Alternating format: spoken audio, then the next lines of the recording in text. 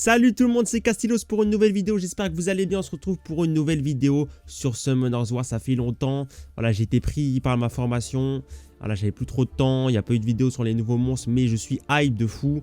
Bon, un peu déçu de certaines choses, par exemple on verra par rapport à Altaïr, vous pouvez voir directement les statistiques que je lui ai mis. Full damage, on va tester les dégâts de Altaïr. J'ai vu que son S3 il avait 820% de coef, donc on va voir ça tout de suite.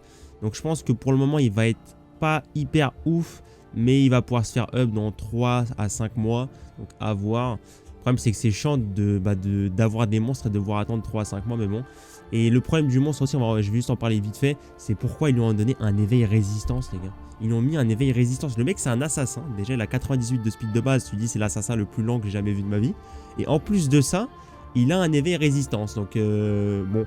je pense que taux critique ça aurait pas été un truc de ouf, enfin ça aurait pas ça aurait pas rendu le mob OP en fait, donc bon c'est quand même dommage de mettre un éveil résistance sur un assassin, mais bon. Donc pour avoir Altaïr vite fait, on va dans Event, juste ici, donc on peut avoir Altaïr gratuitement, donc tout le monde peut l'avoir, donc c'est à partir de la mission 4 juste ici, donc il va falloir battre, terrasser 16 000 monstres et faire 80 ailes d'arène, et bien sûr le truc le plus chiant et qui a fait que ça prenait un peu plus de temps, c'est terminer les 15 missions de la confrérie des assassins.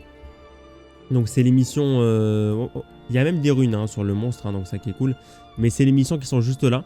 Donc c'est ça qui est chiant, c'est des missions qui, je crois, qui reviennent toutes les 8 heures, je crois. Toutes les 8 heures, il y a une nouvelle mission, et du coup bah, il faut en faire 15, donc c'est des missions plutôt simples à faire, donc voilà, c'est quand même facile à voir, juste ça prend un peu de temps. Donc je pense que ceux qui ont commencé à le faire dès le début, bah, ils l'ont déjà, comme moi. Donc voilà, donc on va parler de Altaïr. Donc Altaïr qui est un mob attaque, avec un éveil résistance, somme toute vraiment nul. Mais bon, on va parler un petit peu des compétences. Donc le sort 1, c'est le même sort 1 que les Ezio. Donc voilà, ça attaque pour infliger des dégâts ignorant tous les effets bénéfiques. Donc par exemple les buffs def. Par exemple, je crois les shields aussi, non? Les shields, les boucliers, toutes les merdes en fait. Même les passifs à réduction de dégâts. Donc tous les effets bénéfiques réduisant les dégâts. Donc je pense que c'est tout ça quoi.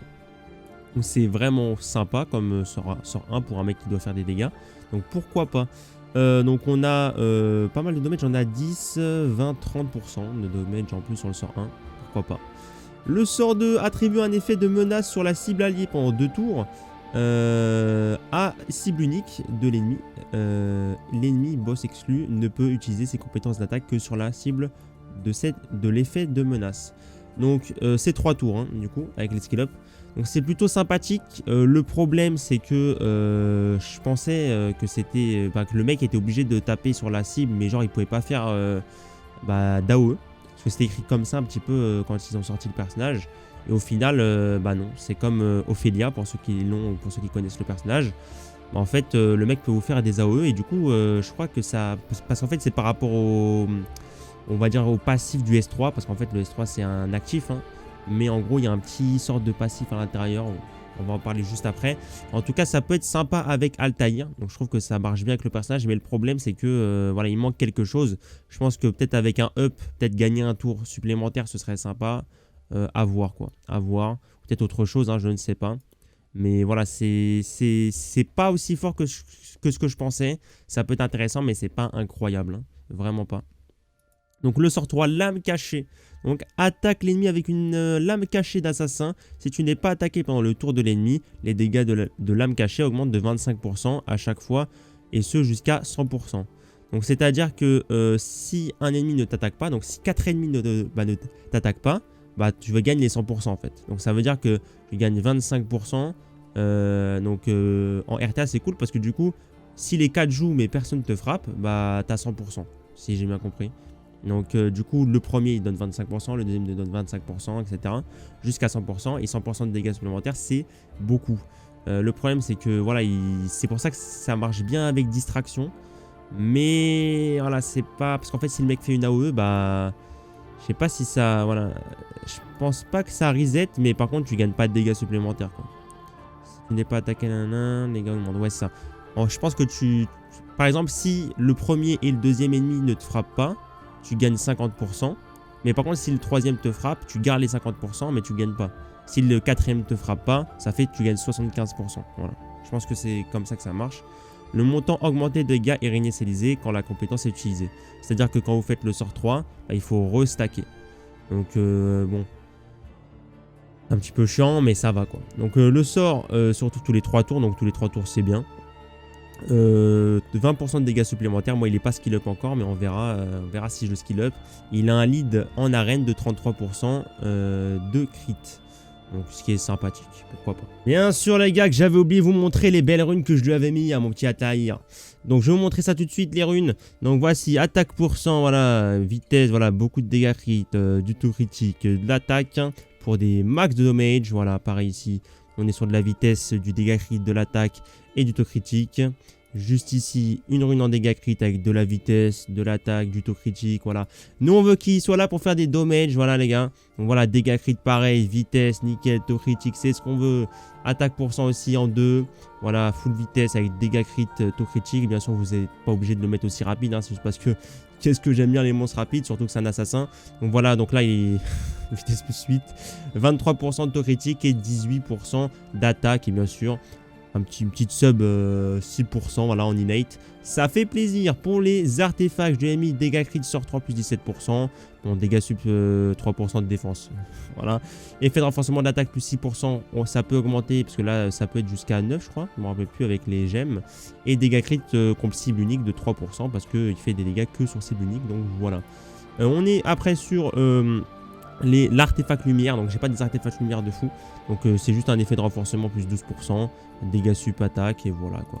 Donc voilà les gars pour les ruinages et voilà, la vidéo va reprendre son cours, à plus. Donc on va aller tester les damages, donc je vais aller tester les damages sur ma défense. Donc j'ai juste mis une pra, je vais juste vous la montrer avant, comme ça vous pouvez voir un petit peu sa tankiness. J'ai essayé de mettre un truc tanky, donc voilà, il est un petit peu tanky avec de la défense, des PV nan.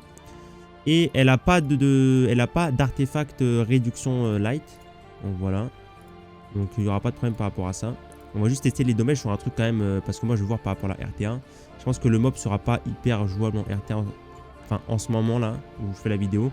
Mais on verra plus tard. Donc là il n'y aura pas le passif. On teste juste le sort 3 sans le passif qui donne les 100%. Du coup là j'aurai 0% de dégâts supplémentaires. Juste pour voir. Ok. On va tester. Donc les dommages sans le passif et juste avec le buff attaque. On est quand même sur un 22k. On est quand même sur un 22k.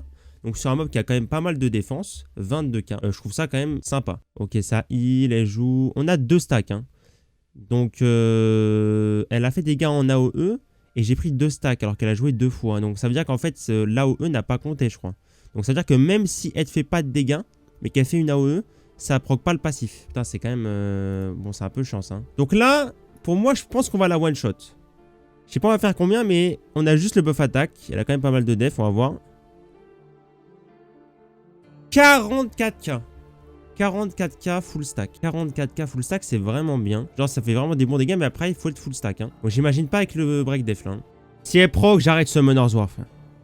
Si elle proc, j'arrête Summoner's War. Merci, mon ref. Les gars, enfin, j'ai pu avoir. Donc là, je suis full stack sur le sort 3. J'ai le buff attaque. Voilà. Ça a duré longtemps. Pourquoi? Parce que, bien sûr, elle a full proc à chaque fois qu'elle a le break def, hein, bien sûr, pour s'enlever le break def. Donc, on va pouvoir tester maintenant. Elle a le break def. J'ai le buff attaque. Full stack sur le sort 3. Attention, les gars, on va mettre un petit foin pour profiter du moment. Attention.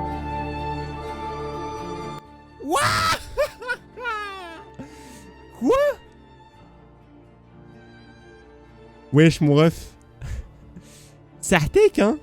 C'est Artek? Mais wesh. Ok les gars, je me suis dit c'était peut-être un bug le 100k. On va retester. Full stack, buff attack, break def sur la pra. Attention. Non, non 100k? Mais wesh les gars.